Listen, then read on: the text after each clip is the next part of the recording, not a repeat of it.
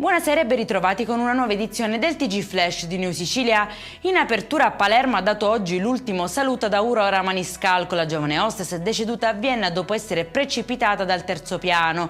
Durante i funerali dolore e rabbia hanno accompagnato l'assenza del fidanzato, attualmente indagato per istigazione al suicidio. L'autopsia non ha ancora chiarito le cause della morte, mentre la famiglia attende la verità.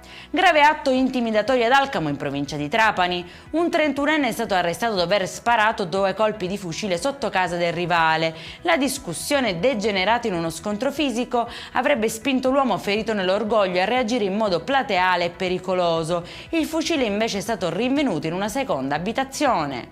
Controlli serrati contro i parcheggiatori abusivi a Catania. La polizia ha passato al setaccio diverse zone della città. Scattano 5 denunce e 4 a carico di soggetti già recidivi. Nel corso dell'operazione sono stati sorpresi e denunciati anche 2 lavavetri intenti a infastidire gli automobilisti in via Giuffrida.